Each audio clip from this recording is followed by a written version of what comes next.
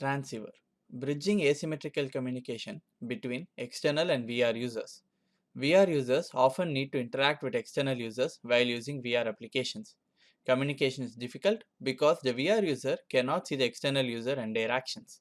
The external user sees a narrow, shaky view and need to continually guide the VR user's gaze to where they want. But this is tricky, inconvenient, and often leads to frustration for both.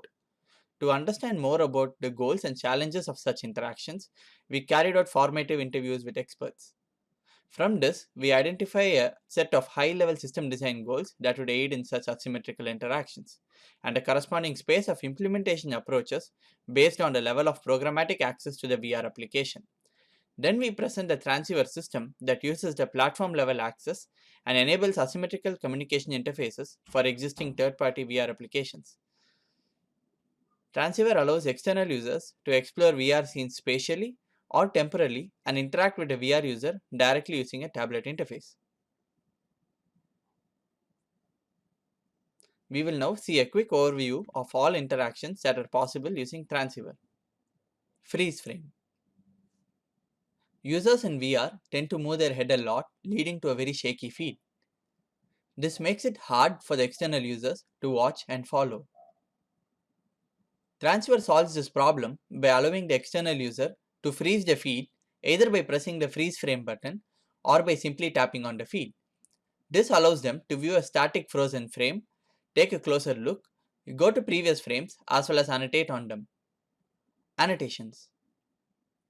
Transceiver allows external users to directly annotate VR scene elements using their tablet and places those annotations at the right position in the VR scene. These annotations can be used for indicating objects and actions in the VR scene and can be cleared after usage. Note that these annotations have to be placed at the right depth in the scene, otherwise they might look incorrect when viewed from a different angle. To do that, we reconstruct in real time a live depth map of the scene based on the stereo VR feed. More details of this is discussed in the paper. Temporal exploration. Objects in the VR environment are dynamic and subject to continuous change. So an external user might at any point wish to go back in time and take a closer look at the VR feed. Transceiver allows external users to browse and navigate to the frames of the VR feed from the recent past. And once they are done, they can switch back to the live view by unfreezing the frame.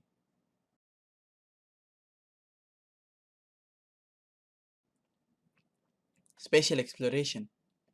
Using Transceiver, external user can explore different directions of the VR scene by accessing the last seen frames along those directions.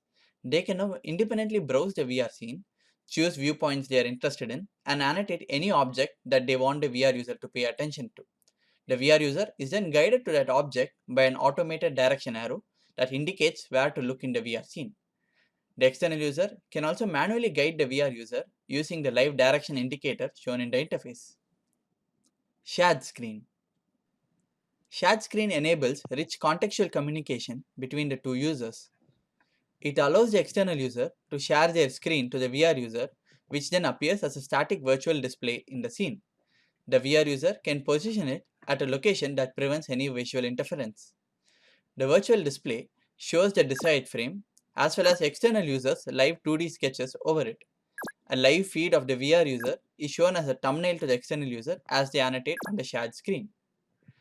This now acts as a tool for discussing and planning together complex actions that are to be performed in the virtual environment. VR user's cursor pointer is also shared with the external user. Controller highlights. The external user can point to specific controller buttons by tapping them on the tablet interface. This brings up colored button highlights over those buttons. By tapping at multiple buttons at a time, they can also convey button combinations. Finally, the external user can also choose to hide the interface for obstruction-free viewing. We carried out an initial user evaluation with 10 pairs of co-located external and VR users with the goal of performing a virtual robot assembly. The study showed that Transceiver makes asymmetrical collaborations in VR more effective and successful in terms of task time, error rate, and cognitive load. An expert evaluation using a remote expert who used Transceiver to teach Stillbrush to a first-time VR user yielded further qualitative insights and served as a proof of Transceiver's remote operation. These are discussed in detail in the paper.